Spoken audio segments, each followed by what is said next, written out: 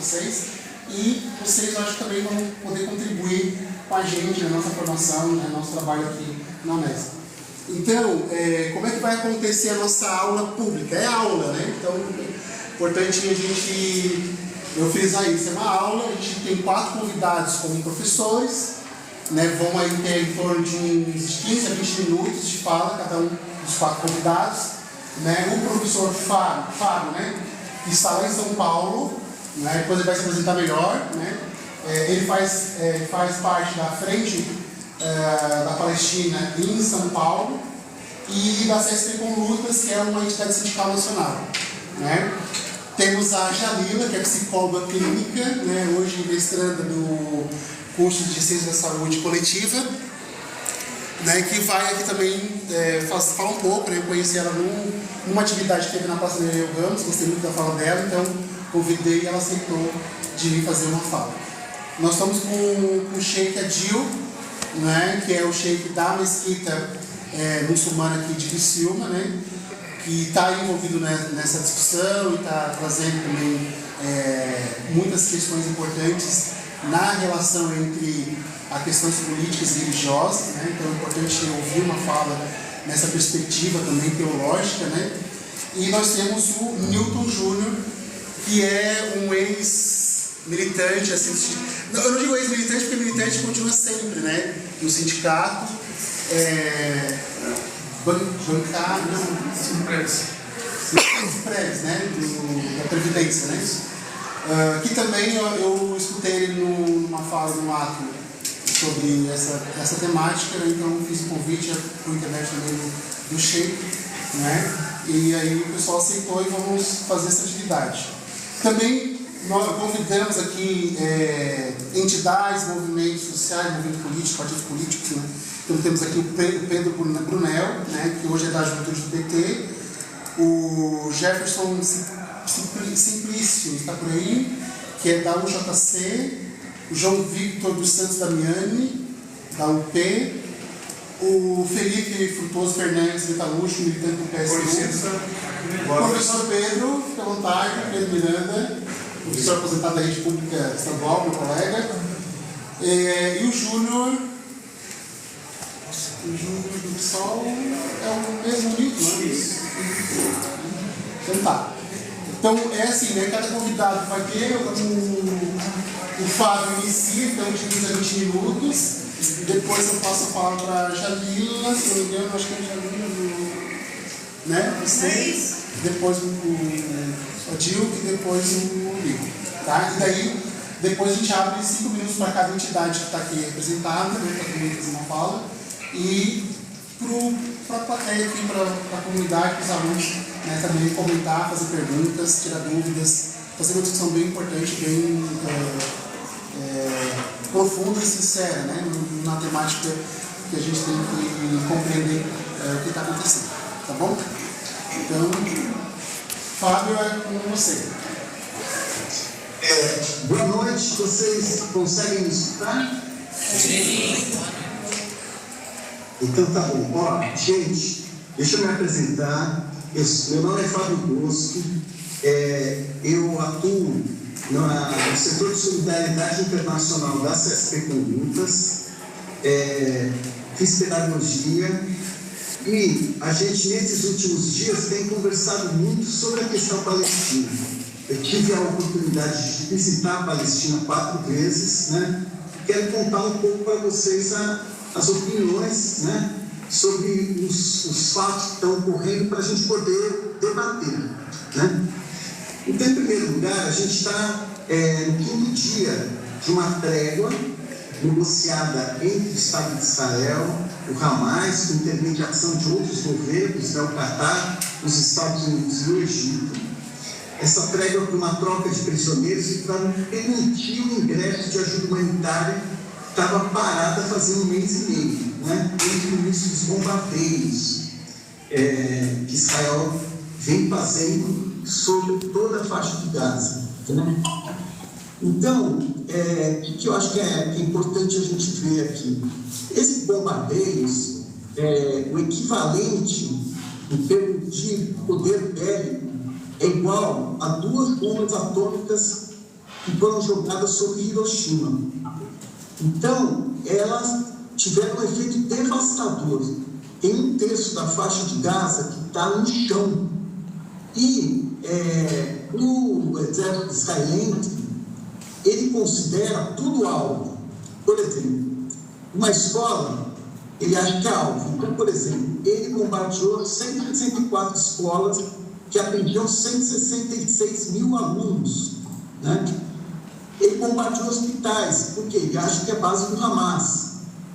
Áreas residenciais, ele acha que é base do Hamas. Padaria da esquina, ele acha que é base do Hamas. Ele bombardeou tudo, arrasou toda a parte norte da faixa de Gaza, que era a parte que tinha mais habitantes. Por isso que 1,5 milhão de pessoas tiveram que fugir para o sul, né? Um deslocamento enorme. Até agora, foram mortos nesses bombardeios ao redor de 15 mil pessoas, comprovadamente, mas tem 7 mil desaparecidos que devem estar debaixo, né, dos escombros, né, com toda essa destruição que ocorreu. Bom, aí, o que aconteceu? Por que teve a trégua? Né? A trégua ocorreu, gente, porque teve um movimento no mundo inteiro das pessoas indo para as ruas, que elas não aguentavam mais assistir pela televisão toda essa destruição que foi feita na faixa de Gaza. Por mais que os repórteres dissessem que é direito de Israel de se defender, que Hamas é terrorista ou qualquer coisa assim, o que as pessoas viram foi uma guerra que não era uma guerra, era um genocídio. A desigualdade entre as forças era enorme. Quem era atingido não era o Hamas, era a população palestina. Então, teve mobilização no mundo inteiro. Isso criou muita pressão. Só que, ao contrário do mundo inteiro, em Israel, isso é diferente. Olha só vocês, as pesquisas de opinião pública entre a população judia de Israel dizem o seguinte, que 57% achavam que o exército israelense estava bombardeando pouco Gaza. Ou seja, tinha que bombardear mais. 36% achavam que estava de bom tamanho. Ou seja, vejam só vocês, se eu somar os dois, dá 94% da população judia de Israel acha que está muito bom o que está acontecendo, precisavam fazer mais. E 1,8% achava que era uma resposta excessiva. Né? Aí, eu quero fazer uma reflexão com vocês. Por que acontece isso? O que está acontecendo, né? Que, apesar da desumanidade de todo esse bombardeio, uma camada inteira da população, ela apoia e acha que tem que ter mais. Aí, gente, a gente tem que discutir rapidamente o que é o Estado de Israel. O Estado de Israel não é um Estado normal. Ele é fruto de um acordo histórico entre um movimento que é chamado movimento sionista, é um movimento de judeus europeus que entendem que os judeus são uma nacionalidade que precisam ter um Estado, e esse movimento se encontrou com os interesses do Reino Unido, do imperialismo britânico, que queria controlar aquela região. Por que eles queriam controlar essa região? Porque na Palestina, o Oriente Médio é uma região de trânsito entre 3 continentes. Então tem um fluxo de comércio muito importante até os dias de hoje. E além disso, as maiores reservas de petróleo de ótima qualidade no mundo estão nessa região. Então, o objetivo dos britânicos foi transplantar da Europa para a Palestina uma população que ficaria inimiga de toda a região, armada até os dentes, servindo como um ponto de apoio para o imperialismo britânico. Então, todo o pessoal que está em Israel, não todo, mas quase todo, eles vieram, a maioria da Europa, mas vem também dos países árabes, uma parte de outras partes do mundo. E aí o que acontece? Eles têm uma situação com relação à população local, nativa, palestina, uma situação privilegiada. Ou seja, o que está pior, israelense, judeu, ele está melhor do que qualquer outro palestino. E, portanto, essa população ela apoia toda essa violência que está sendo feita em Gaza. Mais ainda, ela apoia todo o processo de expulsão dos palestinos, que é chamado de limpeza étnica, e o regime de apartheid é imposto contra os palestinos. Então Israel é essa monstruosidade. E o que está acontecendo, que é muito interessante nos dias de hoje, é que cada vez um maior número de gente em todo o mundo enxerga isso, né? Isso é muito importante. É importante a gente ver, gente, que não é um conflito religioso. A questão aí não tem nada a ver com religião. A questão tem a ver com a colonização das terras de um povo. E uma colonização baseada na expulsão da população nativa. Bom, feito esse preâmbulo, o que vai ocorrer lá, né? Bom, nós estamos no 5º dia da trégua, ela está programada para ter o 6º dia amanhã, pode se estender mais alguns dias, mas o desejo do governo de Israel e de uma grande parte da população israelense é retomar o genocídio e expulsar os árabes da faixa de Gaza. Esse é o que prevalece aí. Quem pode parar isso, gente? Quem pode parar isso somos nós. Quem pode parar isso são as pessoas de consciência em todo o mundo que estão se manifestando para parar esse genocídio. Bom, queria, por fim, concluir com uma discussão que eu acho que vai ser interessante para a gente ter aqui, né?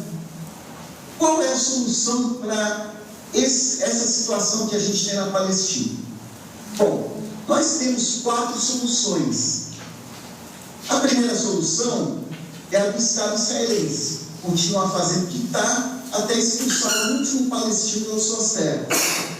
Então, uma solução é essa: um Estado de apartheid, um Estado teocrático que pratica a limpeza étnica contra o povo palestino.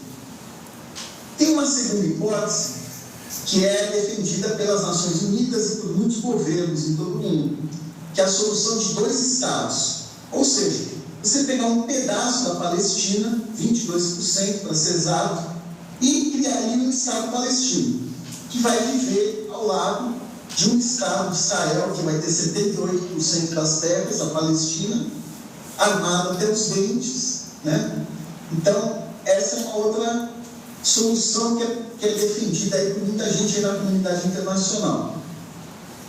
Tem uma terceira solução que é defendida por muitos intelectuais, que é uma solução de pegar todo mundo que está vivendo hoje dentro da Palestina, independente se é israelense, não é israelense, a situação que for, e dar direitos iguais para eles. Ou seja, a cada homem, a cada mulher, um voto.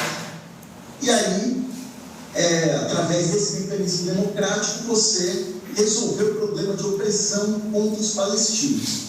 Essa solução chama a campanha por um Estado democrático.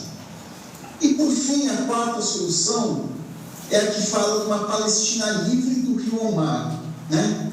Essa 4ª solução entende que o Estado de Israel ele tem uma natureza, é uma natureza de colonização, de agressão, é um Estado militarizado. Então, não dá para você fazer uma mudança nesse Estado. Que a única solução é fazer como foi feito com o Estado de apartheid da África do Sul, ou como foi feito com o Estado nazista da Alemanha, que é desmantelar essas instituições desse Estado e construir outras instituições, na qual o povo palestino possa decidir e que possa viver com o povo palestino todos aqueles que aceitem viver em paz com o povo palestino. Então, só para comentar um pouco mais sobre essas soluções, né? Qual que é o problema das propostas, né? Uma proposta do Estado de Israel, ela é inaceitável, né? Então, para qualquer um que tem um mínimo de humanidade na consciência, é inaceitável um Estado que pratica limpeza étnica e apartheid contra uma população nativa. Então, essa solução, né, é inaceitável. As outras 3 soluções, a dificuldade delas é a seguinte: há no Estado palestino ela não garante justiça para o povo palestino. E por que eu digo isso? Porque metade do povo palestino está expulso das suas terras. Ele tem, pelo direito internacional, o direito de retornar às suas terras. E essa proposta de divisão em 2 estados, sendo que para os palestinos um pedaço de terra menor, não vai conseguir garantir esse direito do povo palestino, e também vai colocar o povo palestino ao lado de um estado totalmente militarizado. Então, essa solução também tem esse problema, né? A outra solução de um Estado democrático tem um problema que é o seguinte: você tem que combinar com os custos. O Estado de Israel não tem nenhuma intenção de dar direito de cidadania para o povo palestino. Então, essa reforma no Estado de Israel, o que você tem que fazer para conquistá-la, na verdade, é desmantelar esse Estado. Então, por mais simpática que seja essa proposta e pacífica, né, ela tem essa dificuldade. A última proposta, né, também é difícil, mas ela é a única proposta que consegue garantir justiça para o povo palestino, por um lado, e, por outro lado, eliminar da face da terra qualquer tipo de Estado que pratique apartheid e limpeza étnica contra o povo. Eu não sei se eu ainda tenho tempo, ou se já deu uns 15 minutos. Ainda tem 5? Ah, tá bom, beleza.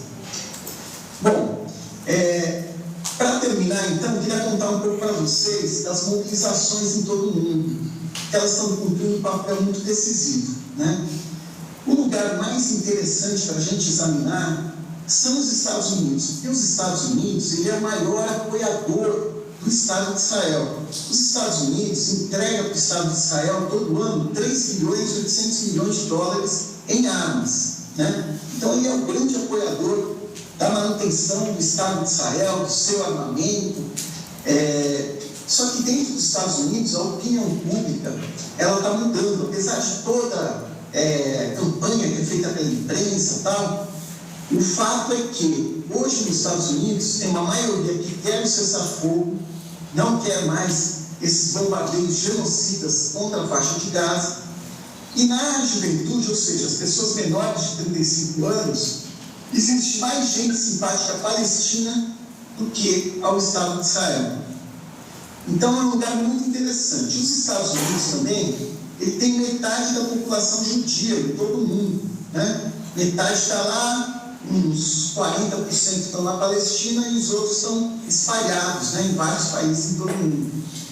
E dentro dessa população judia americana, tem uma parcela, em particular na juventude, que está se mobilizando, está fazendo uma mobilização espetacular para defender o cessar-fogo e o fim do regime de apartheid na Palestina. Então, os Estados Unidos está numa situação bastante interessante em termos de opinião pública, né? Tem um processo de mudança na consciência e isso dá muita esperança para a gente. Foi feita uma pesquisa entre os palestinos, tanto que estão em Gaza como na Cisjordânia, que é outra área que está sendo atacada de uma outra forma, né, pelo Estado de Israel, e 80% dos palestinos dizem que eles têm esperança na humanidade por toda a solidariedade que eles têm enxergado em todo mundo que vai em direção a eles. Olha que coisa bacana, que coisa bonita, né? Então, essa questão da gente discutir e agir e mobilizar é muito importante. O Brasil ele tem uma dívida histórica com a Palestina. O Brasil apoiou a partilha da Palestina em 1947, apoiou a formação do Estado de Israel em 1948. E o Brasil, alguns anos atrás, sob o primeiro governo Lula, ele se tornou o 5º maior importador de armas de Israel. Armas que são testadas contra os palestinos e, quando vêm para o Brasil, são usadas contra a população pobre das grandes cidades brasileiras, né? A população pobre e negra, em particular. Então, o que a gente está cobrando do governo brasileiro? A gente está cobrando o governo Lula para romper relações com Israel. Porque como uma forma de mostrar que o Brasil não aceita o genocídio que está ocorrendo hoje na faixa de Gaza, né? Agora, o governo brasileiro, até o momento, a posição dele é não fazer nada, nem mandar o embaixador de Israel embora, nem trazer de volta o embaixador brasileiro. Vários países fizeram isso, né? O Chile, a Bolívia, a Guatemala, a Irlanda, a Espanha está nesse processo, a Bélgica, mas o Brasil não tem essa disposição. Mas aí é um problema, gente, da gente apertar o governo, né? Porque o governo ele tem que seguir os interesses da população, certo? Em particular da população trabalhadora. Então, a gente fazer as mobilizações é muito importante. Amanhã é o Dia Internacional de Solidariedade ao Povo Palestino. Não sei se tem alguma coisa programada para a cidade de vocês, mas seria muito bacana se ou hoje ou amanhã vocês fizessem, juntassem as pessoas, tirassem uma foto. Olha, aqui a nossa posição é de apoio aos palestinos, fim desse genocídio, cessar-fogo, continuidade, e o governo brasileiro tomar uma posição de força para pressionar o Estado de Israel. Então é isso, gente. Muito obrigado pela atenção de vocês. Eu fico aqui à disposição para escutar também as outras companheiras e companheiros que vão falar. Obrigado, Fábio.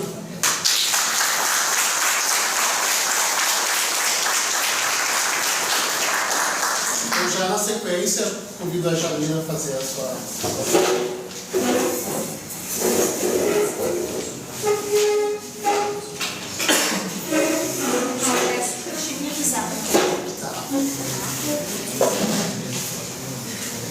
Tens alguma coisa aqui, não? Não preparei nada. Tá tudo tranquilo ali? Sim. Não fico de costas? Não, ele está olhando para... Tá bom. Vou terminar para ele olhar para você.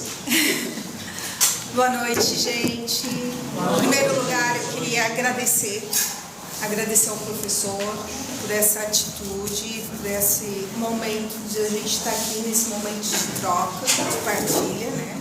Agradecer a vocês, né, por estarem aqui ouvindo. E eu queria, conversando com o professor Alex, ele pediu pela minha formação e eu fui passando para ele meu currículo.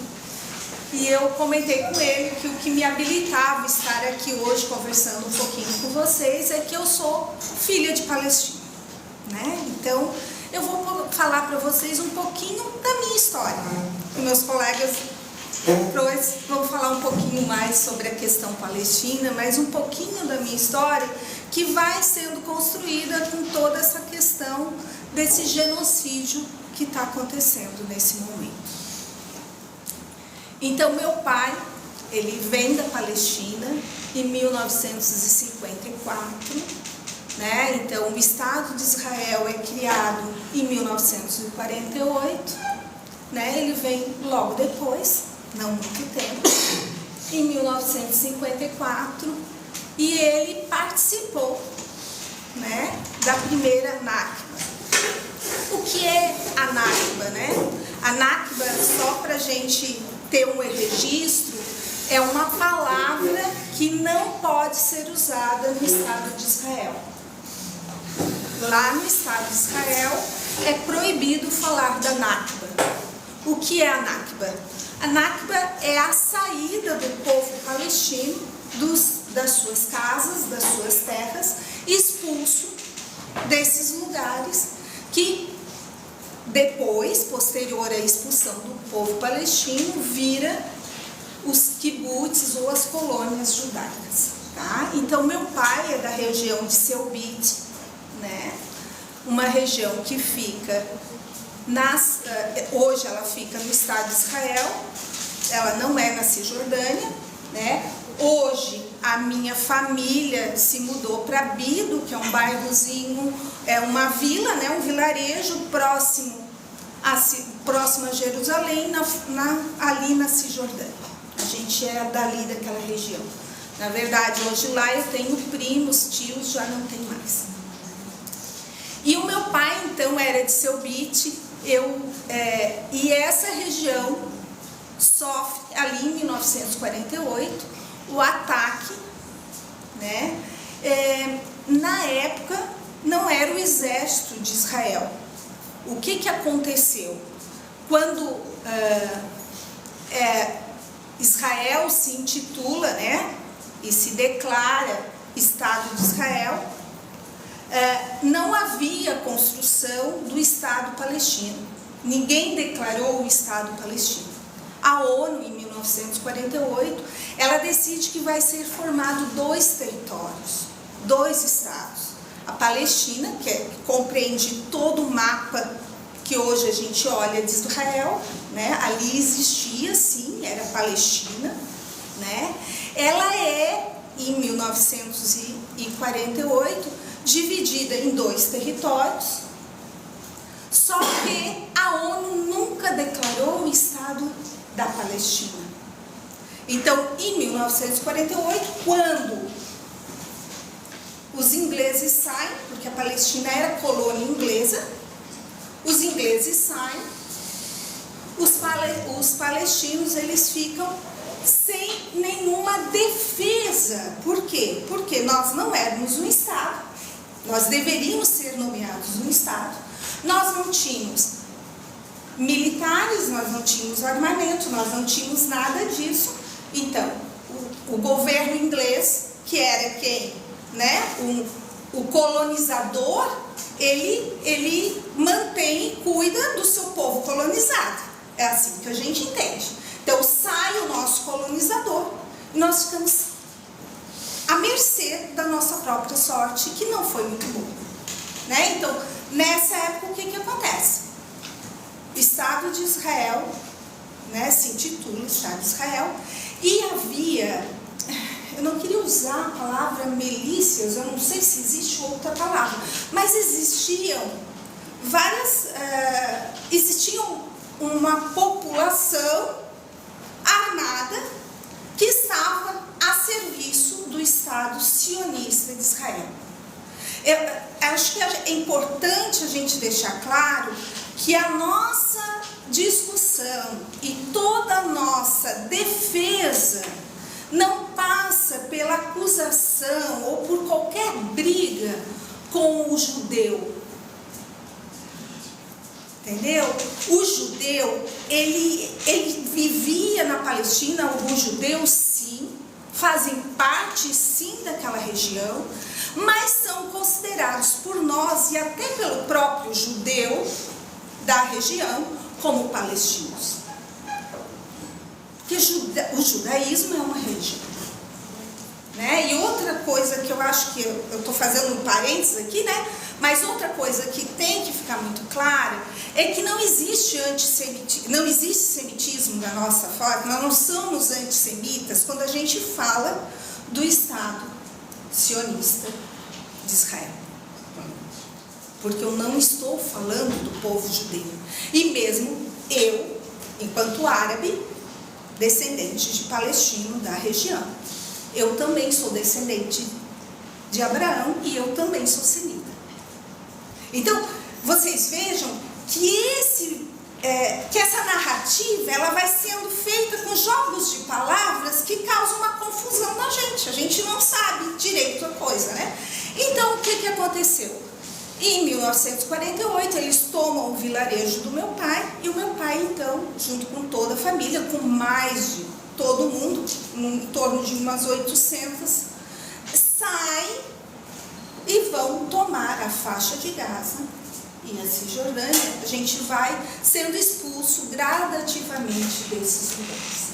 Eu digo que seu bit, no passaporte do meu pai, no passaporte de muitos palestinos, a nacionalidade deles está alterada. Na do meu pai é jordaniana. Só que a cidade eles esqueceram de alterar. Está seu bit jordaniano. Só que seu bit existe e ele fica entre Tel Aviv e Jerusalém. Hoje é uma colônia judaica, um assentamento judaico, certo? Então, isto sempre aconteceu desde 1948.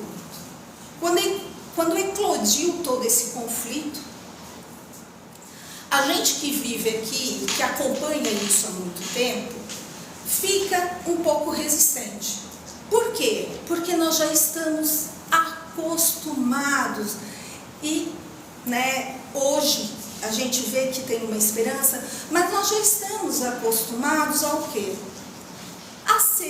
sermos massacrados, é sofrer o que a gente está sofrendo. Isto, gente, é terrível?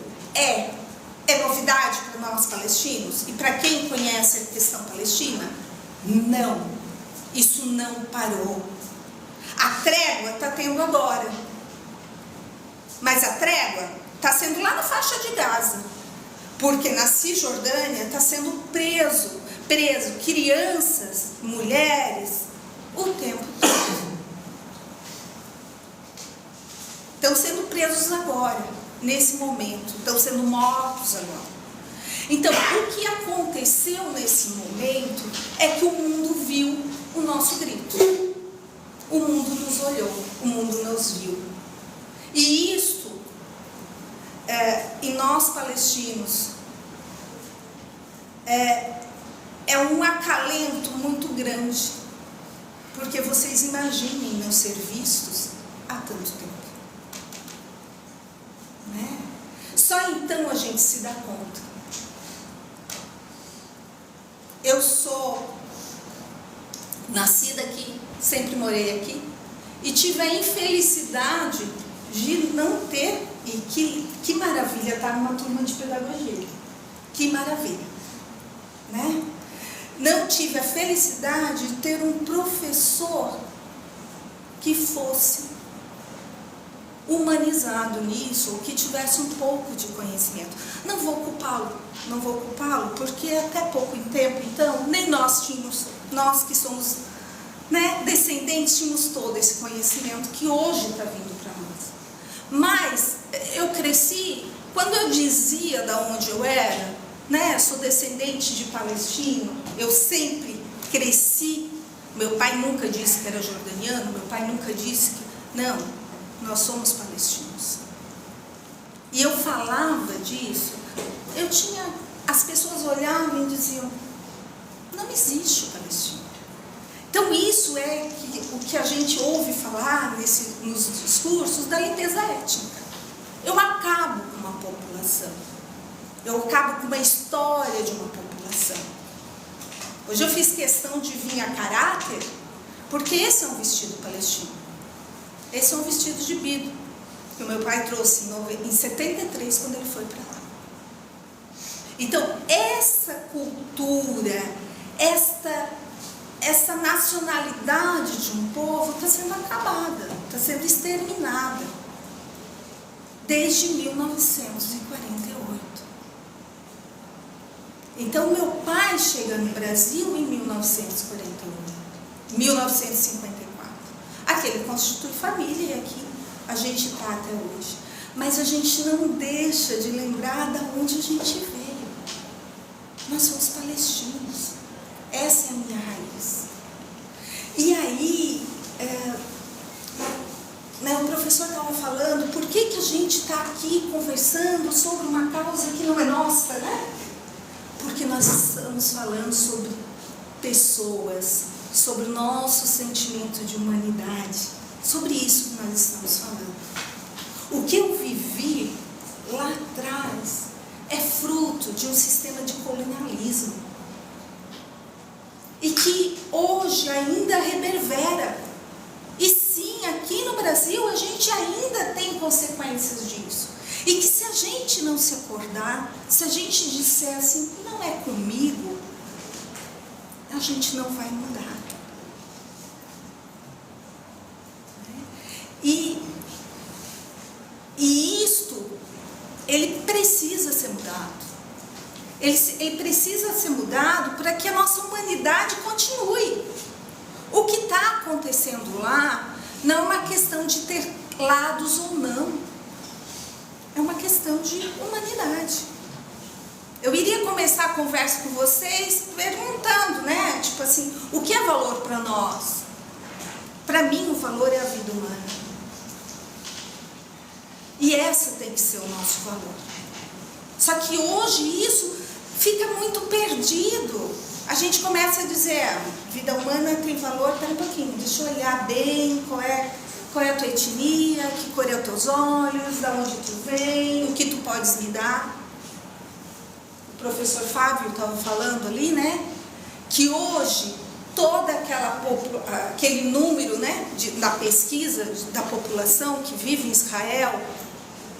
Sim, gente, eu fico aqui pensando, como que isso não vai acontecer?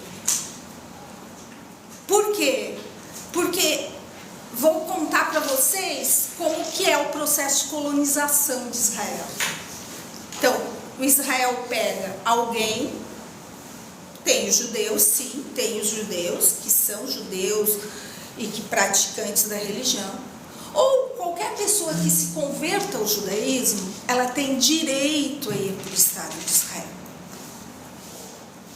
E chegando lá, ele vai ser um colonizador de Israel.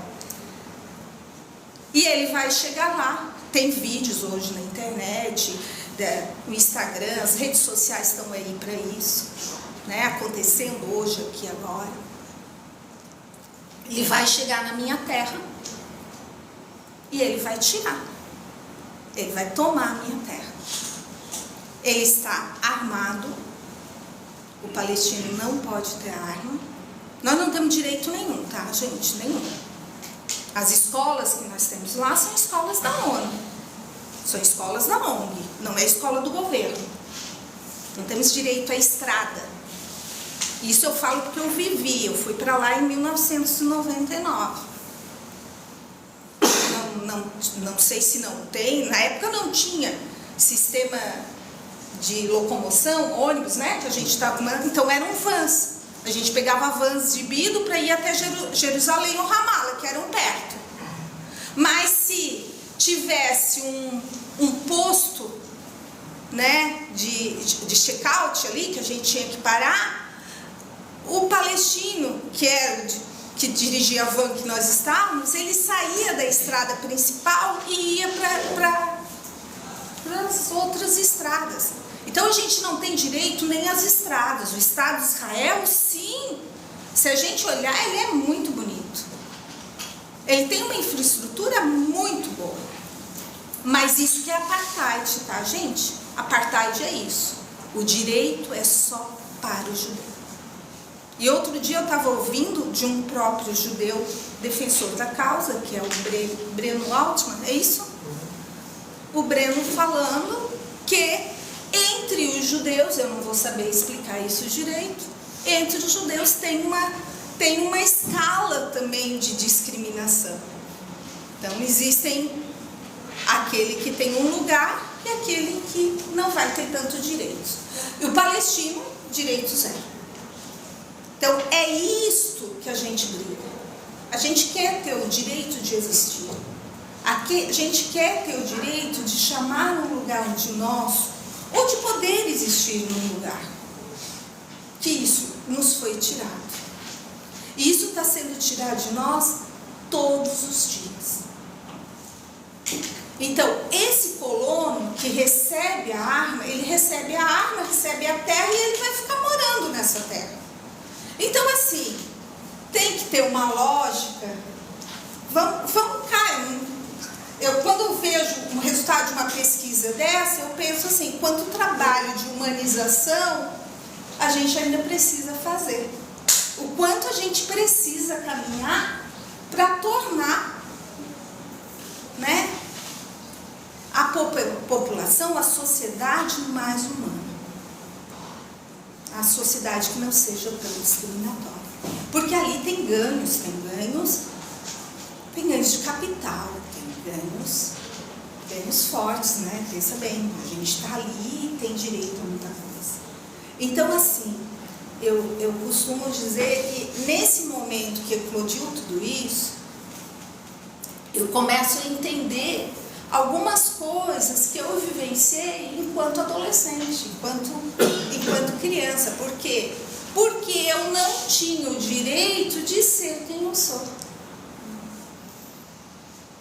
Então, hoje, colocar essa vestimenta, vir até aqui e dizer, eu sou palestino. Eu sou descendente de palestino. Essa terra existe, sempre existiu. Existe uma população lá. Uma população que resiste bravamente. desde 1948. E é só isso que a gente quer. E, não sei se eu tenho... Só para finalizar, tudo isso que está acontecendo agora é trágico, é triste, é desumano, dá dor no coração, mas ao mesmo tempo me dá a esperança e a certeza que a gente está caminhando para um lugar bom. Eu acredito, sim, que nós vamos ter uma boa solução. Essa guerra, né, eu não vou dizer essa guerra, esse conflito, esse apartheid, esse genocídio que está acontecendo, nós já somos vitoriosos. Nós já conseguimos o nosso objetivo de fazer com que vocês vejam, que vocês conheçam a nossa história. É só isso que a gente quer. A gente não quer que vocês tomem lados. Eu acho que não é de lados que nós estamos falando, porque não tem como ter lado. O meu lado é a vida humana, eu não acho que tenha outro lado para ser tomado. Mas esse lugar de ser ouvido, de poder estar falando da nossa narrativa, de estar aqui hoje, de ter pessoas sensibilizadas me ouvindo, de ter um professor sensibilizado, isso me deixa com esperança. De ter um mundo inteiro se movimentando pela nossa questão, pela nossa causa. Então, o que está acontecendo lá? Gente, não é guerra porque nós não temos exército. Guerra é quando tem dois povos, dois países constituídos em dois exércitos. Não é o nosso caso. O que está acontecendo lá é um apartheid, é um genocídio. Nós já assistimos essa história antes. E hoje nós estamos vendo em tempo real. Nós precisamos fazer alguma coisa. Nem que seja, sabe, um movimento pequeno. Aquilo que o professor Fábio falou precisa ser feito. Cada um pode fazer um movimento pequeno. Certo, gente? Muito obrigada de coração.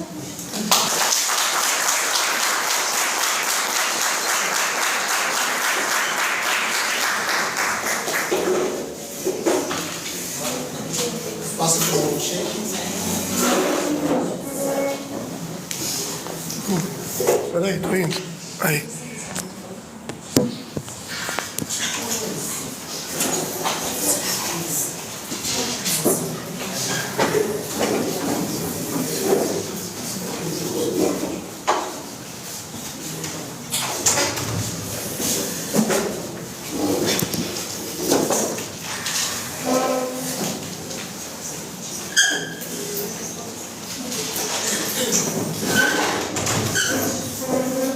Boa noite a todos.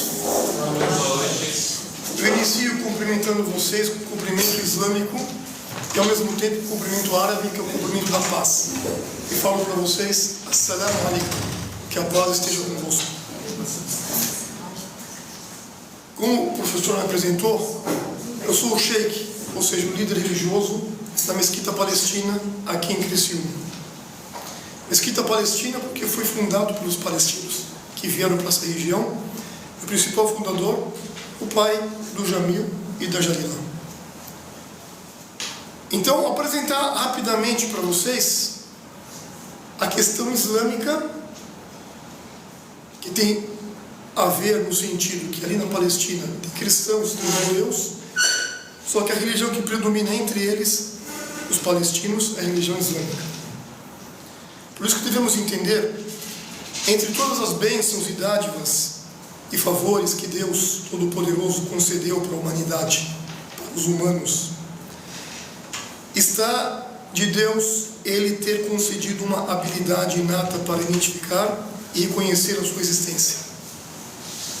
Ele colocou essa consciência de forma profunda em seus corações, com uma disposição natural que não foi alterada desde que os primeiros seres humanos foram criados.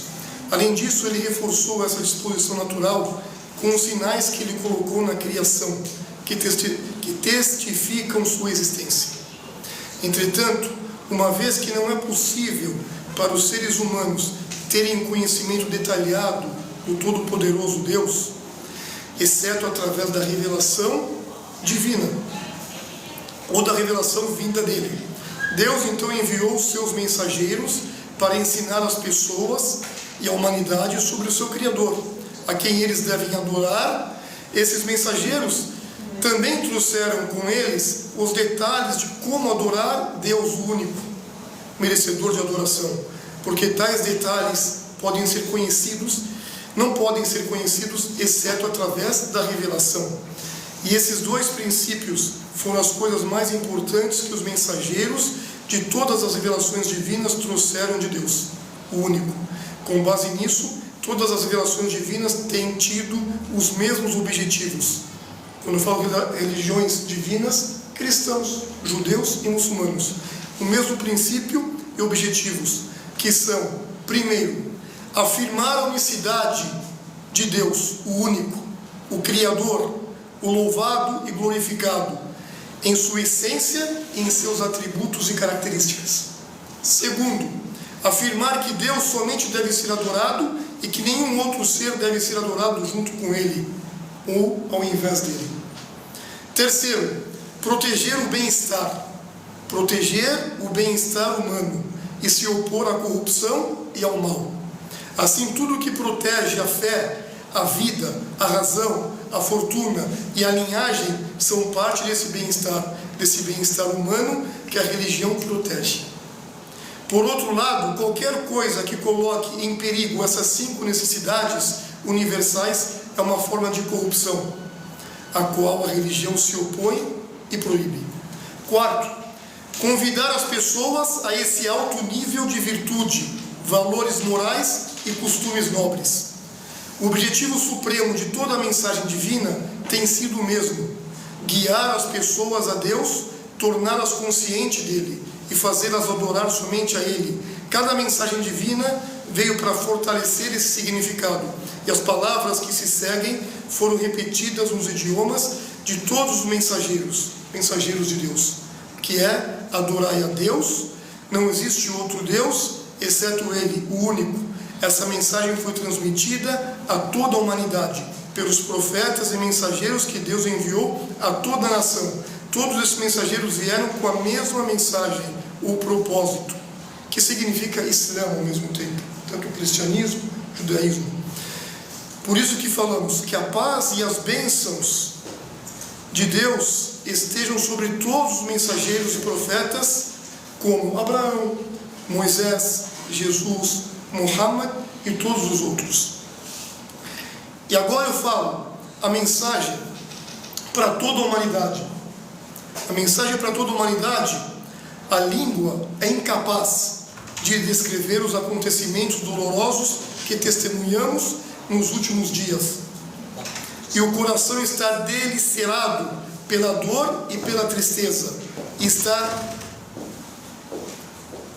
Pela dor, pela tristeza e pela angústia, pelo que está acontecendo aos nossos irmãos, na linhagem, na língua e na religião, e na dor e nas esperanças, na terra da Palestina, na faixa de Gaza, aquela terra ferida que há um sentimento que percorre o corpo de todo ser humano sincero e verdadeiro, que tem ciúmes de sua honra, de sua religião, de sua terra e as questões da sua nação, quando vê a matança de pessoas inocentes, incluindo idosos, crianças, mulheres, e um cerco injusto em que foram negados alimentos, medicamentos, a água, as comunicações, a eletricidade foram cortadas, e bombardeio brutal com toneladas de mísseis explosivos que destruíram casas no alto, vivendo sem piedade ou implacabilidade dos sionistas, dos agressores e usurpadores, com apoio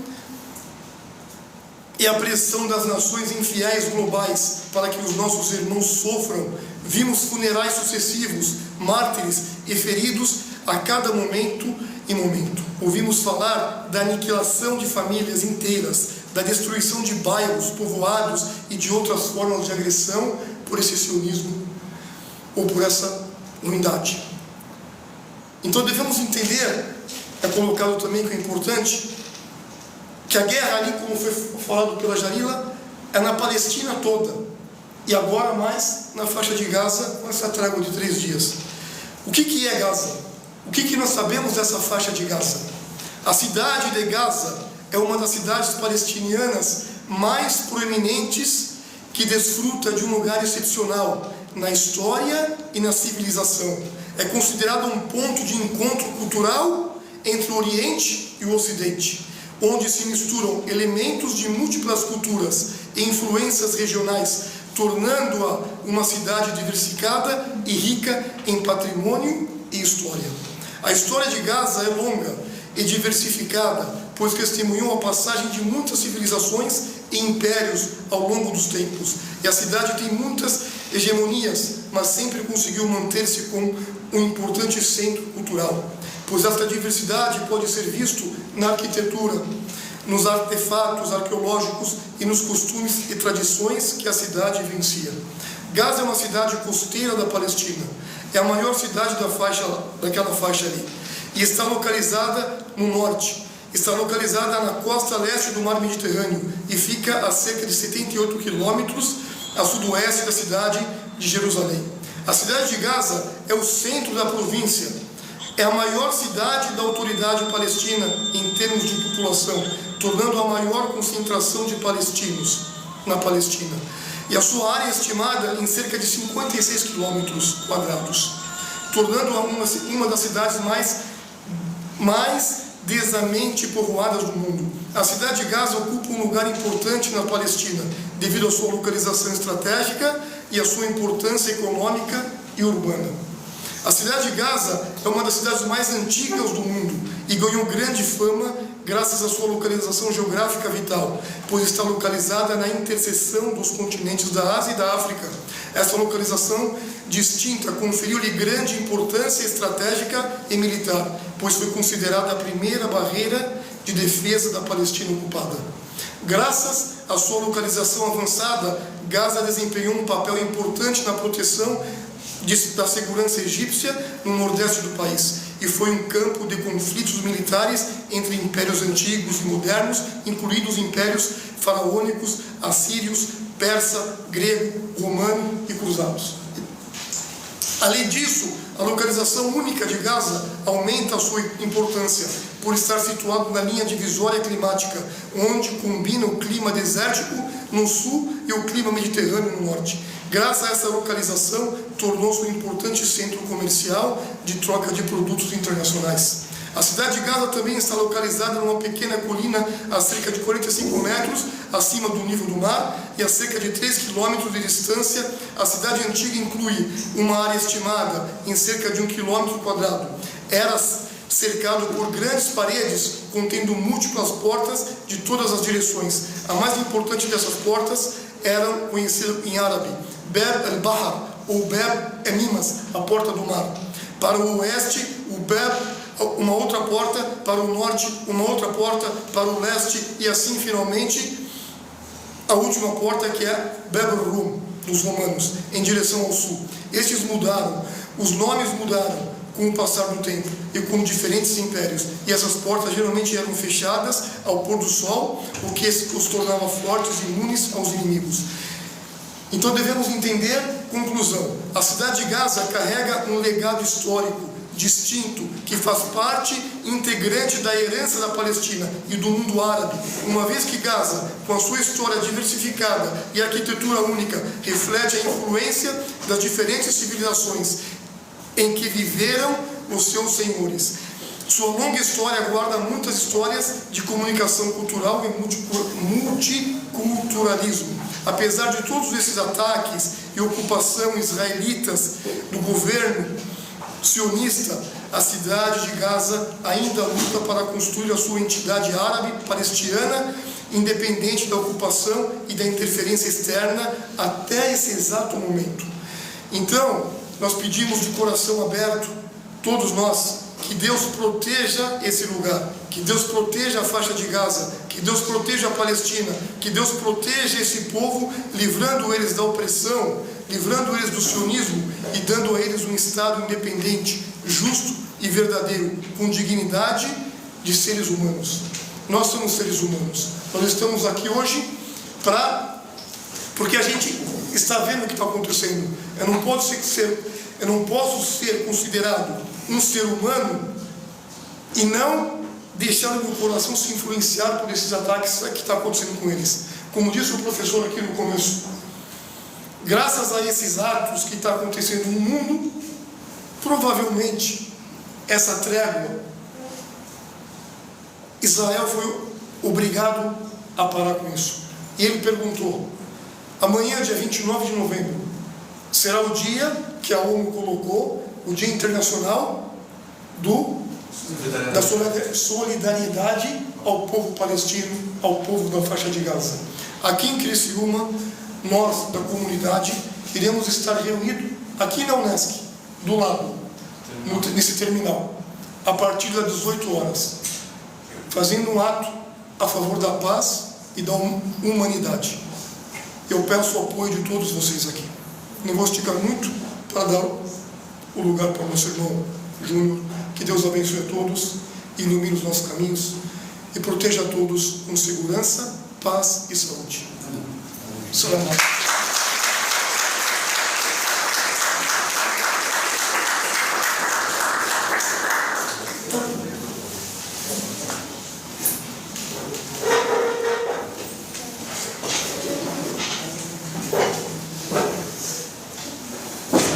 Fica à vontade.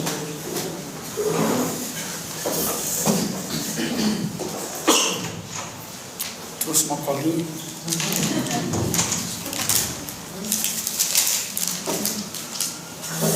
Eu quero dizer que eu estou muito nervoso. E, então eu peço compreensão. Cada vez que eu vou tentar me controlar para não chorar. Fala mais alto. Eu vou tentar me controlar para não chorar, porque o que acontece lá me dá dois tipos de sentimento: um de ódio e outro de angústia. Então eu fiz uma colinha. Daí, se eu seguir a colinha, eu acabo não sentindo tudo isso e enfim. Eu vou fazer uma apresentação um pouco diferente, certo? Então, assim, o contexto do dia 7 de outubro de 2023. Eu chamo de... Eu estava procurando o nome, eu coloquei o evento 2+1. Alguns aqui, eu notei... Eu tenho 63 anos de idade, então eu vivi uma parte da história, e a história é feita todos os dias, né? Então, o evento 1 é o fim da União da República Socialista Soviética, que foi entre o período de 1990 a 91, e mais precisamente no dia 26 de dezembro de 91. Ali encerra-se a antiga União da República Socialista Soviética, né?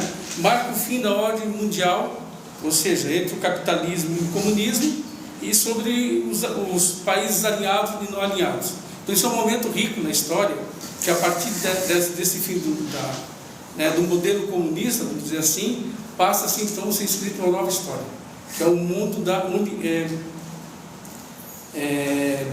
unilateralismo, né, com predominância e hegemonia americana. Desculpa, assim, eu sei que tem gente aqui que já conhece isso, mas é só para contextualizar o que eu quero puxar, certo? Eu não tenho pretensão também de saber tudo. Eu fiz uma pesquisa. Eu sou um estudante de história frustrado porque eu não consegui terminar o curso, mas eu gosto sempre de pesquisar e para poder ter conhecimento, né?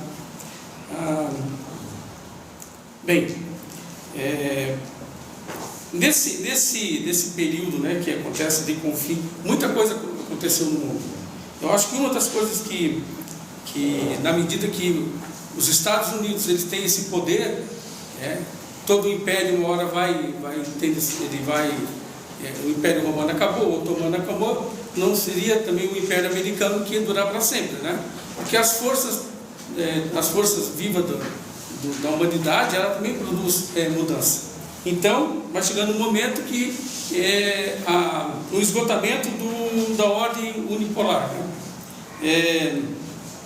E aí, assim, o que caracteriza assim, esse fim? A saída do Afeganistão, das tropas americanas que estavam lá ocupando, né? Da maneira como foi. A pandemia, ela é um exemplo de como isso se deu em vários lugares do mundo. Isso só acentuou cada vez mais que existe uma desigualdade muito grande. Os países ricos, né, tiveram acesso à vacina rapidamente. Os países pobres tiveram dificuldade de ter acesso à vacina. E uma coisa que é recente, né, não tão recente assim, mas a China, ela acaba tendo preponderância, né, econômica, e aí passamos a ter então uma guerra comercial, ou seja, o Império Atlanticista sente a ameaça econômica da China e reage, né, porque sabe que está sobre a sua hegemonia está sendo questionada. Um outro evento, e aí esse evento tem data, e é o 24 de fevereiro de 2022. Você sabe que data é essa?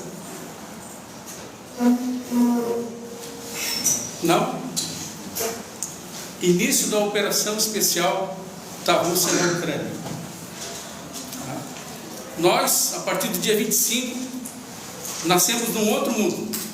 Aquele mundo que a gente conhecia, da ordem unipolar americana, ela acaba, né, nessa data do dia 24 de fevereiro. E o que é que isso significa? Significa que está sendo construído, né, uma outra ordem mundial, internacional, né, baseadas em outros modelos que não é do americano. Aqui eu não estou fazendo defesa de nenhum país, tá, gente? Eu só estou contextualizando, certo?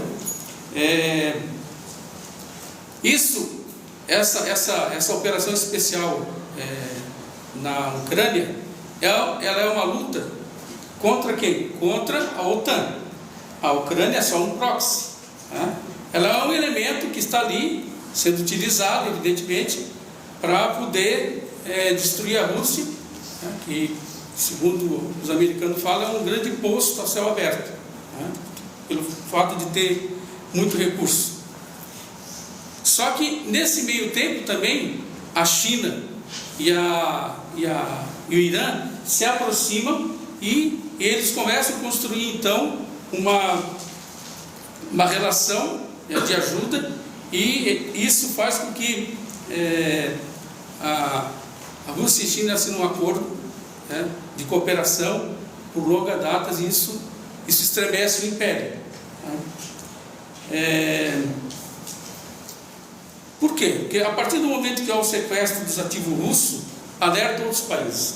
Quando os Estados Unidos retira a Rússia do sistema de pagamento internacional e se apropria daquele valor que era da Rússia, né, os outros países começam também a se preocupar. Olha, se eles fizeram isso com a Rússia, que tem armas atômicas, que tem um exército, né, por que não vão fazer isso comigo? Tipo na Arábia Saudita. Quem garante que não vai tirar o dinheiro lá da Arábia Saudita, que não é o melhor modelo de país, ou da Turquia, enfim, né? Isso acendeu a luz em um monte de gente dos países do mundo, e perceberam que de fato os Estados Unidos poderiam fazer isso com qualquer um, né?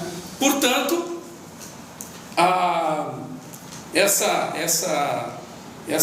decisão, né, que foi uma decisão extremamente burra, do que infelizmente parece que nos Estados Unidos a mediocridade ela chegou no governo, né? Do governo Biden, do governo Trump, enfim. Eles acharam que ia conseguir com as sanções e retirada dos ativos da Rússia, ia conseguir quebrar a Rússia, e nós estamos vendo que hoje a Rússia não está quebrada. Há também é perceptível que a China ela domina a cadeia global de suprimento. A China é a fábrica do mundo, tá? E isso é devido ao investimento que o governo chinês fez para chegar nesse onde a China está, né? Bom, e agora, o 7 de outubro, que esse aqui é o mais um, né? Pelo que eu falei, os 2 eventos, 2 mais 1. Esse aqui é o 7 de outubro de 2023. Sim, como é que estava nesse período, né? Quando o Hamas fez aquela ação lá depois da faixa de Gaza? Engraçado que a imprensa fala invadiu Israel. Não invadiu. Não, invadiu. Aquilo ali, quem está invadindo é Israel.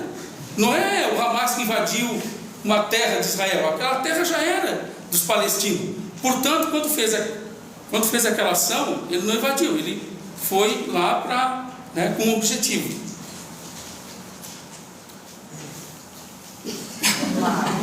Bom, se vocês perceberem, durante aquele período ali antes, Israel estava passando por uma crise, né? Benjamin quase foi deposto, né?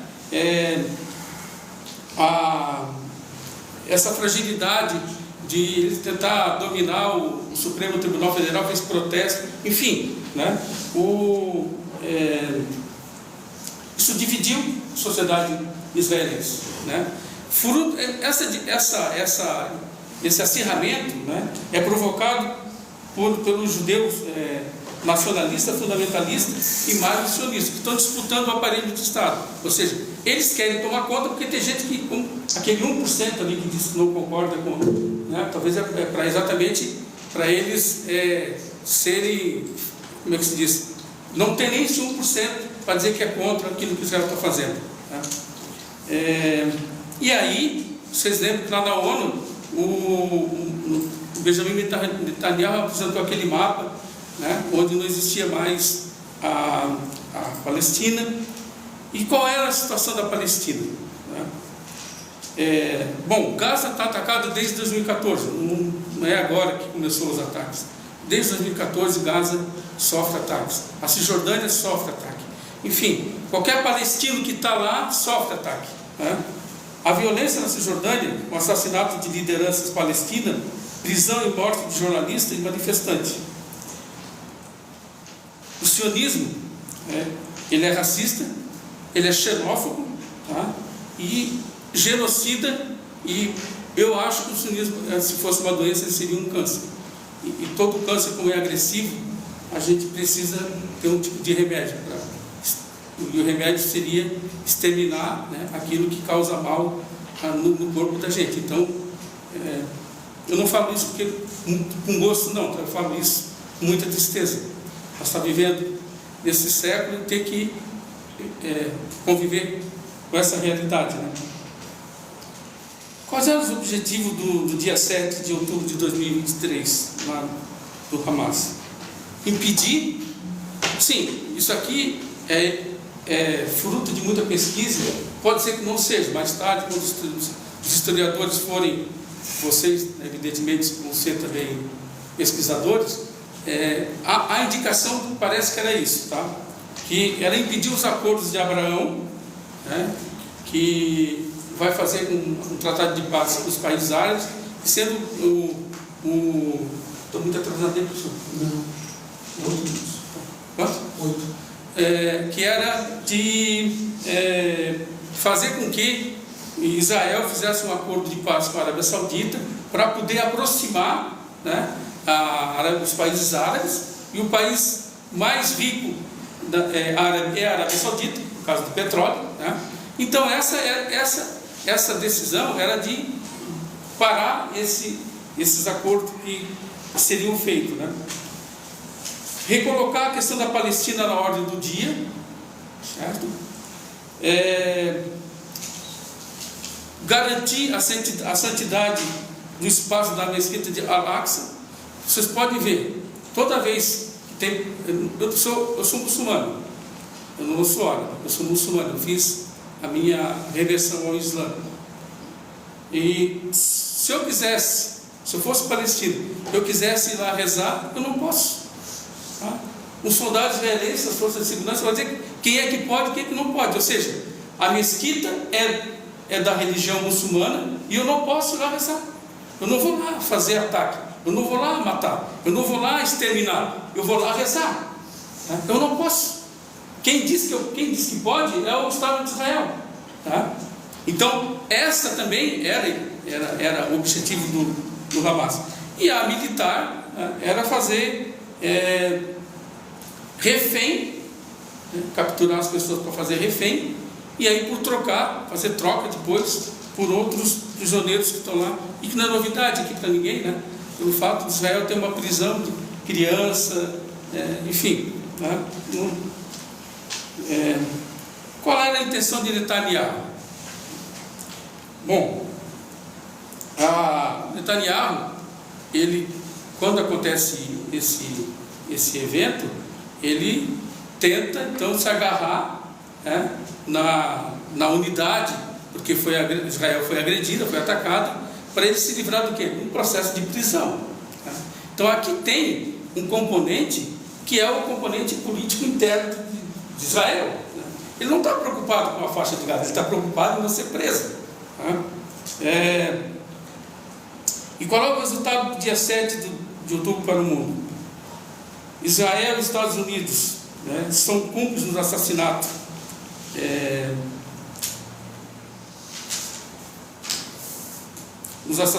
do povo palestino ali em Gaza, né? Fim do mito da invencibilidade do exército sionista. A prova disso é que o Hamas está dando um trabalho muito grande, né? As forças israelitas que estão lá em Gaza. Isso a imprensa não mostra, a não ser que você vai nos canais do Telegram, né? Da Rússia, do Irã, da Índia. Aí você vai ver o que de fato está acontecendo, né? no combate entre... O Hamas se preparou, gente. O Hamas se preparou. Não estou aqui defendendo o Hamas, tá? Eu defendo em outras questões, mas ele se preparou para esse embate, tá? Os governos árabes, alinhados ao atlanticismo e ao sionismo, sofrem pressão internacional. Ou seja, não são os governos que estão defendendo os palestinos, é a população em algum desses países que estão indo para a rua exigindo que esses governos tomem posição de defesa dos palestinos. E aí me permite discordar da irmã, tá? Eu digo o seguinte, ó, mas é um discordar carinhoso, tá? Carinhoso. Defender os palestinos, eu treinei várias, mas não consigo falar, então eu vou ler aqui. Defender os palestinos da agressão sionista é ficar do lado da justiça. E quem está do lado da justiça está do lado certo da história. Viva Palestina!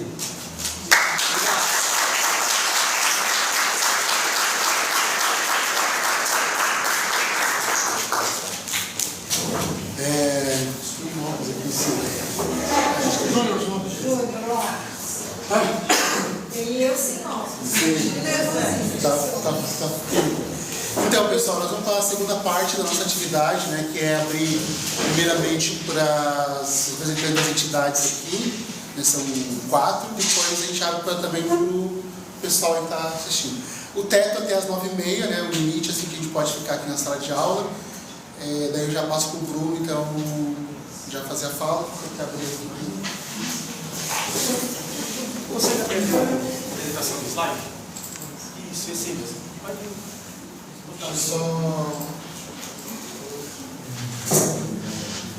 Boa noite a todos e todas. Eu me chamo Pedro Brunello, sou representante do Partido dos Trabalhadores. E o Partido dos Trabalhadores, desde a sua fundação até antes, ele sempre foi muito solidário aos povos que sofrem pela opressão, não só no Brasil, mas no mundo inteiro. Eu fiz a minha apresentação totalmente baseada em imagens, que vai facilitar um pouco a compreensão de todos e todas. A nossa companheira, ela falou que quando vinha um judeu, por exemplo, né, é muito importante ressaltar que ninguém está criticando os judeus, é muito longe disso, mas é que nesse contexto isso se aplica. Você está na sua casa, mora lá na Próspera, e vem simplesmente alguém tomar a sua casa. E é isso que esse casal está evitando.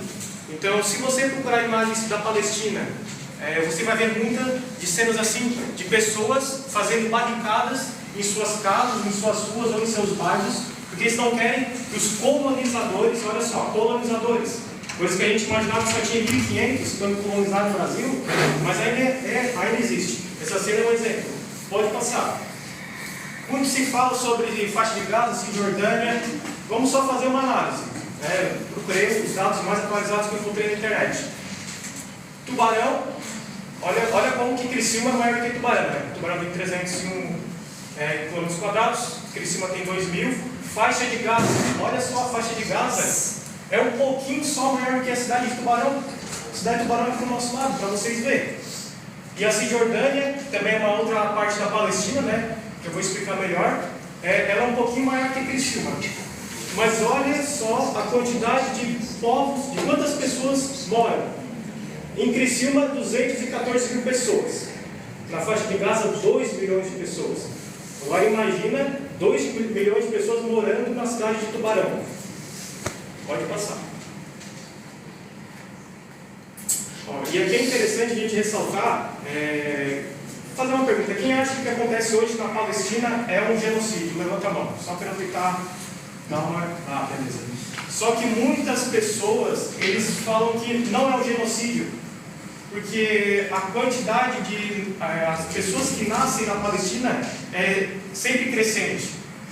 E quando acontece um genocídio, ao invés de crescer, diminui. Só que é um fato curioso de que a cultura da Palestina está muito construída também na questão de que eles não querem que o seu povo seja exterminado, eles acabam tendo uma taxa de natalidade muito grande. A prova disso é que quase metade dos moradores da faixa de Gaza tem menos de 18 anos. E outra coisa que é importante ressaltar é que lá é uma prisão. Se você bota lá no Google Street Maps, você vê a fotinho ali, você vai ver que é uma barreira muito grande. É proibido até de entrar camisinha, para você ter noção de pirona, paracetamol, não pode entrar lá. É proibido. Então isso também ajuda na alta taxa de natalidade. E principalmente porque o povo não quer ser exterminado. Então sempre tem um incentivo muito grande, né, dos movimentos lá, de que eles incentivam, né, a taxa de natalidade. Então acontece um genocídio, mas ao mesmo tempo o povo ele se organiza para que a sua população não diminua. Pode passar. A nossa companheira falou também sobre a perseguição das crianças. Desde 1967, 50 mil crianças foram presas. Aí vem a dúvida, né? Por que eles vão prender crianças? É extremamente contraditório, né? Não tem motivo nenhum. Aqui é a prova, olha. Você pode procurar no Google, criança palestina sendo presa. E tem várias cenas. Eu não recomendo, se você é sensível, procurar no Google cenas dessas prisões, porque muitas das vezes as crianças são assassinadas. Teve até um caso recente de um cadeirante que foi assassinado durante a prisão de Israel. Pode passar? Aqui está um mapa um pouco ruim de olhar. Esse mapa aqui é o que aconteceu, do que está acontecendo desde quando o Hamas fez aquela ação, todo mundo viu na TV, né? Acho que aqui, impossível ninguém ter visto. Só que isso aqui é a faixa de Gaza, beleza? E que é um pouquinho maior que a cidade de Tubarão. E aqui nesses pontos azul, verde, etc., que tem tipo escola, hospital, instituições governamentais, coisa assim natural de que teria numa cidade, num país. E nessa parte em vermelho é onde foi destruído, em um mês. Quando o nosso rapaz aqui na palestra falou de que jogaram tanta bomba na faixa de Gaza, que era como se tivesse jogado 2 bombas nucleares que caíram lá no Japão, na Segunda Guerra Mundial. Então você imagina 2 bombas nucleares caindo na cidade de Tubarão. E fizeram esse estrago todo. A briga foi muito maior aqui no norte, onde teve um dos maiores embates, né, entre o Hamas. E aqui a gente pode... 5 minutos. Eu ainda tinha mais uns 3 slides aqui. Posso 2 minutinhos só para dar... Pode só botar ali aqui. 50 mil casas em um mês foram destruídas, 88 mesquitas, 103 órgãos do governo, prefeituras, enfim, qualquer coisa institucional. 240 mil casas foram danificadas, 266 escolas foram danificadas, 114 mesquitas foram danificadas e 3 igrejas foram danificadas. Aqui também tem 24 hospitais e agora eu não consigo ler o que está escrito, mas também foram danificados. Pode me dar uma passadinha aqui? Vou ser bem rapidão para não dar tempo. Aqui é a faixa de Gaza e aqui é a Cisjordânia. E esses dois espaços aqui, eles são onde mais acontece o embate. E para vocês verem a maldade que acontece hoje no Estado de Israel, é isso aqui, ó. Não é só na Palestina que o Estado de Israel está tentando invadir. Isso aqui é na Síria. Essa parte aqui da Síria também está sendo roubada pelo Estado de Israel, que é as colinas de Golã. E essa região aqui, ó, onde está em azulzinho, é onde está acontecendo brigas. Toda semana há um tiroteio ali, porque sempre um exército ou outro tenta se combater. No Líbano, porque Israel tenta dominar o sul do Líbano. E na Síria, porque Israel tenta dominar mais um pedaço da Síria. Então, não é só na Palestina que Israel está tentando dominar o território. Pode... Aqui é só o mapa, né? Como era a Palestina antes, depois de quando começou quando os povos israelenses, né, vieram até a Palestina. E olha só, imagina você morar no verde e ter que sair daqui, simplesmente bater na porta da tua casa, ó, vai embora. Isso foi acontecendo, ó. Isso está onde que era? 2012. Olha só. Isso aqui não foi de forma saudável que eles saíram das suas casas, foram expulsos. Pode passar. Que aqui é a Nakba, ó. A Nakba aconteceu em 1948, foi o que a nossa companheira ali falou, foi ali onde o vocabulário popular, né, o pau fechou mesmo. Ali 13 mil mortos, 30 massacres, 530 vilas destruídas. Onde está em azulzinho aqui, olha, cidades, no caso vilas, que foram destruídas, né? E todas as famílias que moravam aqui foram expulsas. Pode passar. Só uma aqui que é importante, gente. Ela falou que na época não existia exército. Aqui é uma foto da cidade de Haifa, onde as pessoas batiam nas portas das casas dos palestinos e expulsavam ele das casas. Essa foto é muito famosa. E aqui está um daqueles milicianos israelenses que expulsavam as pessoas das suas casas. Pode passar? E hoje o que acontece? Simplesmente esse trator passa na casa do palestino. Esse trator aqui ele é mais potente do que um tanque de guerra, ele aguenta míssil e tudo. Você nunca vai ver um vídeo de um trator desse ser destruído, de tão forte que ele é. Imagina você que mora na sua casa e um trator desse passar por cima da sua casa. O que acontece? Eles limpam o terreno das pessoas e passa. Ó, outra cena dele destruindo. Ele é tão forte que ele destrói prédio, tá? É uma coisa surreal, pode passar. E eles constroem onde os colonizadores. Então aquele trator destrói a casa e depois vem os israelenses para morarem nele. Aí eu encerro minha apresentação, desculpa aí por ter cortado o tempo. Eu me atrapalhei aqui, mas acho que deu para entender bastante, né? Só vou pedir, professor, só volta essa imagem ali é a imagem do muro. Gaza é toda cercada assim, e na Cisjordânia, como é uma área muito grande, então algumas cidades são cercadas. Belém já está cercada, Jericó, eu acho, várias cidades lá estão cercadas. Belém, 90% dos palestinos são cristãos. E, não tem a diferença de tu ser muçulmano, ser cristão, ou até ser judeu. O palestino também tem plano de ser judeu. O tratamento é igual. Então, assim, não é uma briga religiosa, tipo assim, tu é cristão, pau. Tu é muçulmano, pau. Tu é judeu, pau. Sendo palestino, vai pro pau. Tá? Não tem essa uma diferenciação se tu é muçulmano, se tu é cristão ou tu é judeu. Sendo palestino, tu não faz parte daquela elite. Então, é isso que está acontecendo lá. E ele estava falando muito bem ali o que está acontecendo lá naquela região.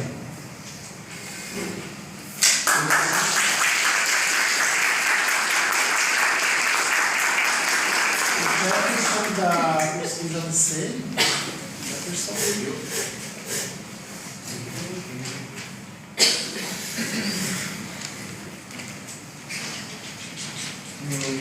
Boa noite. Boa noite. Eu sou o Jefferson, militante da UJC PCBRR. E, não trouxe nada tão didático assim, só vou fazer uma falinha meio também. Então, eu quero começar agradecendo pela oportunidade, pelo espaço de fala, né? pela oportunidade de estar falando aqui e quero também parabenizar pela organização do espaço, que eu acho que é muito importante a gente ter uma conscientização melhor do que está acontecendo lá na Palestina, né? A gente entender melhor o que está acontecendo lá e a gente entender também a situação política internacional e entender o porquê que o genocídio está acontecendo lá na Palestina e por que é tão errado e tal. Tá?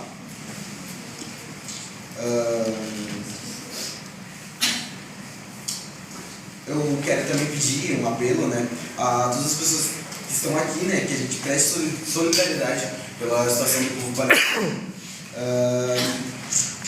Estão passando um perrengue desgraçado, que eles estão lutando não somente contra o Estado de Israel, né? Não é uma luta contra Israel em si, mas também todas as forças imperialistas que estão por trás desse do Estado de Israel, dando apoio, não tipo, somente no armamento deles, mas também apoio ideológico, financeiro e bélico, né? Que é o principal, que está financiando e fazendo com que esse genocídio se mantenha por muito mais tempo. Aí agora não só focando na Palestina em si, mas também tentando trazer tipo, um panorama aqui do Brasil em si, porque esse tipo de genocídio não acontece só lá, né? Isso também acontece aqui nas periferias do Brasil. Tanto que foi até comentado na primeira parte que o Brasil é um dos maiores importadores de armas de lá. E através dessas políticas, né, coloniais que o Brasil tem de importar arma e armar pra caralho, mas armar muito bem a polícia militar, que era para ter o intuito de defender a gente, mas na verdade só está nas periferias matando o nosso povo, é basicamente o que eles fazem. E esse assassinato ele acontece tipo, muitas vezes por pouca coisa, por um tipo de discurso que tu tem, pelo como a tua pele, pelo jeito que tu anda, por que tu tá andando, ou tipo, às vezes até pela opção sexual, tá ligado? É um bagulho bizarro que não faz sentido. E agora trazendo tipo, para um âmbito mais próximo, que isso acontece em todo o Brasil, claro, mas aqui em Criciúma tem algo específico que acontece, que é nesse sentido, não é de genocídio, mas é uma política colonial também, que é meio de fazer uma limpeza da população criciumense. Que a gente sabe que tem alguns moradores de rua, mas a gente não se vê tanto. A gente não vê tanto esses moradores de rua, por quê? Porque até a arquitetura da nossa cidade, tipo, não deixa isso, porque tem uns bancos que tem uns negocinhos no meio, que eles vão conseguir deitar, tem alguns lugares que tem tipo, uns negocinhos mais pra cima, e é tipo, tudo uma política de limpeza da população, ligado?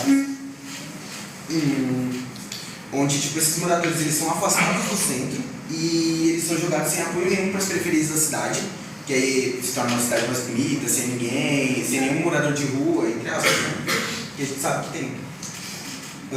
Ou até mesmo eles são transferidos para outras cidades aqui de perto, como acho que é o Morro da Fumaça, que tem um apoio melhor, vamos dizer assim, para esses moradores de rua.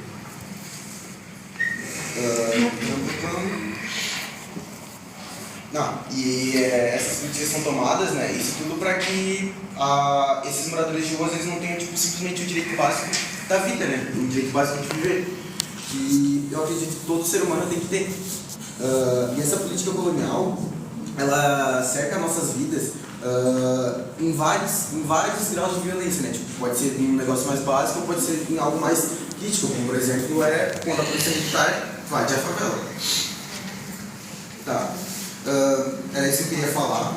Aí agora, para finalizar, eu só quero comentar um pouco sobre solidariedade internacional, que é entender o que cada povo sofre, ouvir, prestar apoio e divulgar, mas também entender como que os sistemas de opressão se relacionam de diversas formas ao redor do mundo, né? Porque existem sistemas de opressões aqui, existe sistema de opressão na Palestina, que é Israel da Palestina, os próprios Estados Unidos também tem os sistemas de opressões deles. E agora, para finalizar de verdade, eu quero agradecer mais uma vez pela oportunidade de fala, pela organização do espaço e parabenizar também. Acho que é isso. Muito obrigado pela atenção.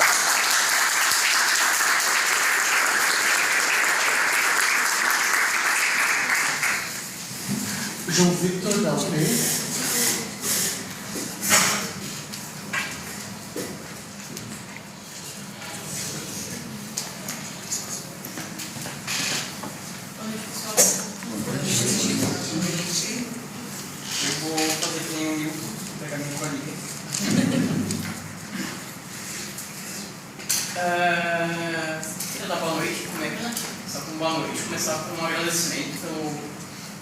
do espaço.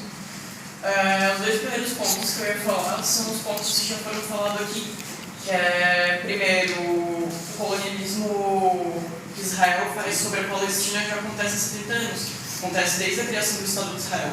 Desde quando Israel ele ataca Israel, que é esse Estado fascista e sionista. A gente tem que pensar o sionismo mesmo como um fascismo, como uma força fascista que expulsa os palestinos de suas casas e toma essa região. Então a gente tem um sistema de colonização mesmo, de neocolonialismo, que a partir do final do século XIX, a gente chama de imperialismo. Então, e é algo que acontece muito. Então, o imperialismo hoje em dia é algo que acontece muito.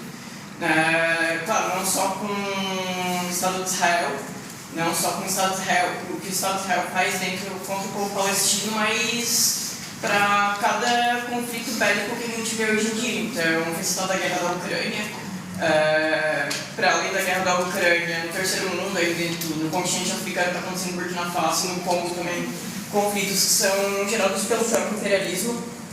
E o mesmo imperialismo que dá armas para Israel é o mesmo, mas como já foi falado também aqui, as armas que matam em Israel são as mesmas armas que matam aqui na periferia do Brasil.